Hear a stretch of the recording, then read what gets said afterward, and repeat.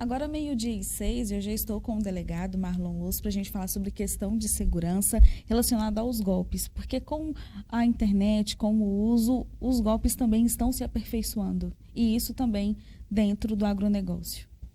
Boa tarde, Ludmila, todos os nossos amigos produtores rurais, demais telespectadores do Sucesso no Campo.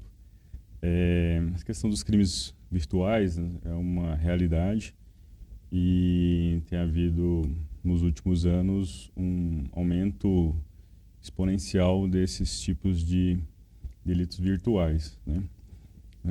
Não só no Brasil, mas como o mundo todo. Mas o Brasil basicamente lidera as estatísticas dessa modalidade criminosa. E a própria criminalidade violenta, né, tem migrado para essa prática de crime dada a própria facilidade, né, e os lucros, né, advindos dessa prática delitiva. E o produtor rural também tem sido uma vítima preferencial desses criminosos, né, que tem se aproveitado de diversas formas de abordagem ao produtor rural, né, seja através de sites maliciosos, e-mails, né,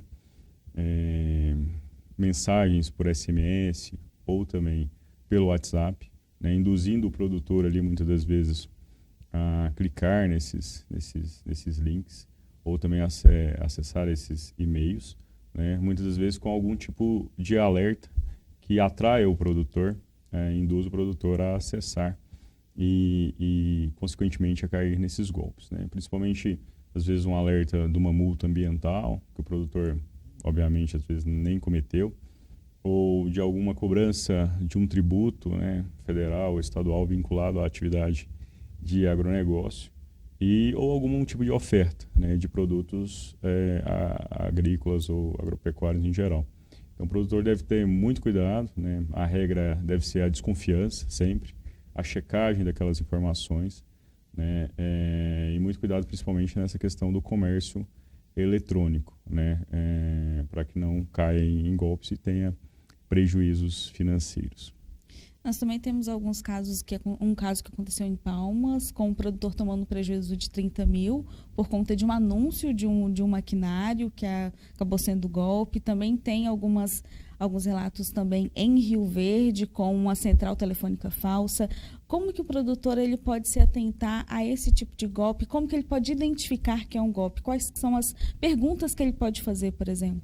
Muitas das vezes, alguns casos envolvendo negociação de máquina agrícola, né, ou até vezes uma venda, ali uma compra e venda de caminhonetes, no famoso golpe chamado do falso intermediário, né? Então, esse falso intermediário, esse criminoso, ele se aproveita de um anúncio oficial, né? Ali foi dado publicidade pelo real vendedor, o real proprietário daquele produto, né? Sob venda, ou a máquina agrícola, ou a caminhonete, por exemplo. E ele reposta aquele anúncio, só que aí ele coloca o telefone dele. E aí o produtor muitas das vezes acessa, né? Tem acesso àquela informação e entra em contato com esse falso intermediário.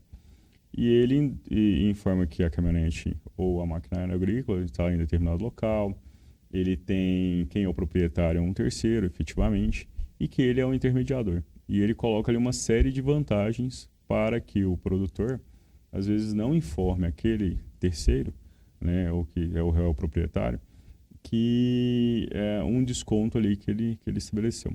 Da mesma forma, ele entra em contato com esse real vendedor e também induz ele a um erro, né, dizendo que conseguiu uma oferta mais vantajosa, certo? Então, tanto esse interessado, esse comprador, quanto o vendedor, ele omitem informações nessa negociação e o que propicia a vantagem e a fraude aí por parte desse falso intermediário. E muitas das vezes o produtor, de forma inadvertida, né, ou por descuido, negocia com o real vendedor ou o real proprietário, mas na hora de realizar o depósito, da transferência, né, dos valores em dinheiro, deposita para esse falso intermediário. O que traz prejuízo para quem está comprando e aquele que está vendendo muitas das vezes se vê envolvido aí nessa negociação fraudulenta. Então deve ter muito cuidado, deve checar realmente quem é esse vendedor, quem é esse falso intermediário, e jamais se utilizar de terceiro para essa aquisição. Trate diretamente com o vendedor, com o proprietário do bem, né, e jamais omita informações ou seja induzido aí por alguma vantagem indevida, fazer esse tipo de negociação. De outra forma,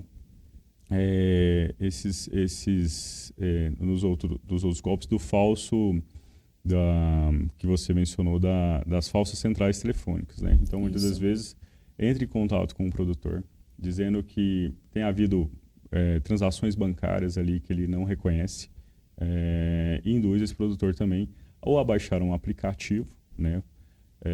Que vai pescar ali informações. Ou até mesmo eles mandam um e-mail. Ou mandam um e-mail, ou mandam um link ali pelo WhatsApp, ele acessa esse link, né? E remotamente esses golpistas vão ter total domínio sobre o aparelho do celular ou sobre as contas bancárias os aplicativos bancários desse produtor. Então ele jamais deve acessar esses e-mails, esses links, ou passar dados pessoais por telefone, né? Induzindo aí ou possibilitando que esses golpistas tenham total domínio das suas contas bancárias e realizam aí transferências indevidas, causando enorme prejuízo para o produtor. E não só o produtor rural, mas também lojas agropecuárias também sofrem com esse golpe, utilizando, né, esses criminosos utilizando de dados de produtores que estão na região para poder comprar insumos que, na verdade, é um golpe. Teve uma em Minas que teve o prejuízo de mais de R$70 mil por conta disso. Exatamente. O produtor ele tem que ter muito cuidado com a publicidade que ele dá da sua atividade agropecuária, né?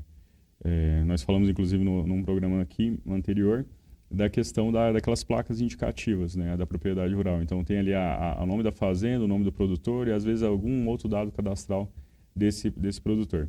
Então, muitas das vezes, há casos em que há contato com a empresa agropecuária, falando que se trata de produtor X, e esse produtor, efetivamente, às vezes, tem uma conta bancária ali, uma conta de compras ali, e alguém vai lá, retira esse produto, né, na base da confiança, nem desconfia, porque tem os dados completos, às vezes, desse produtor, e ele compra usualmente naquela loja, e retira aqueles produtos, às vezes a prazo, né, é uma questão usual também, e é direcionado para um endereço de terceiro, né, e o endereço também, muitas vezes, é alugado ali, simplesmente para a prática do golpe, e depois essas pessoas nem são localizadas naquele endereço mais. Então, as empresas agropecuárias devem ter cuidado, devem checar, né, efetivamente com o produtor, retornar a ligação, questionar mais dados e quem realmente está retirando essa compra para que não tenha prejuízo também advindos aí dessa compra fraudulenta. E como que o produtor pode fazer para ele proteger esses dados e não fazer essa divulgação, às vezes, de CPF, RG, que muitas vezes num cadastro virtual você precisa colocar esses dados. Como que ele pode proteger isso também? Para ele ter a questão de eu estou realmente comercializando com uma pessoa séria? Infelizmente, todos nós, né, que de alguma forma realizamos algum tipo de compra, né, seja presencialmente ou virtualmente, nós informamos dados, né? E esses dados, muitas das vezes, são vendidos ou revendidos ilegalmente por grupos criminosos, né? Uma pessoa que já foi, às vezes, funcionário de alguma loja, né? Tem acesso a dados do SPC ou do Serasa, então comercializam aí no mercado negro esses dados, né? Então, todos nós estamos, infelizmente, sujeitos a isso. Mas também a gente pode contribuir não dando publicidade a dados pessoais, né? Infelizmente, hoje as redes sociais são usadas para que se pesque essas informações, que se busque essas informações, e o produtor muitas vezes dá muitas informações sobre a fazenda, sobre a propriedade, sobre a atividade dele, né? Coloca ali muitas vezes um telefone, porque ele comercializa os produtos também utilizando as redes sociais, né? Esses dados da própria fazenda ali, né, no direcionamento da sua localização.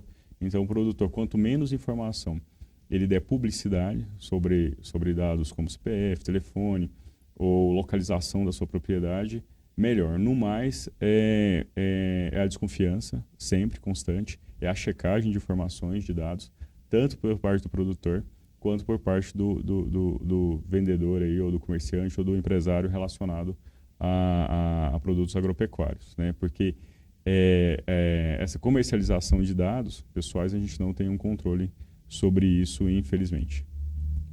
Marlon, queria agradecer a sua participação e todas essas informações. A gente está à disposição, é um tema complexo, amplo, né? Eu acho que nós devemos abordar mais sobre esse tema nos próximos programas.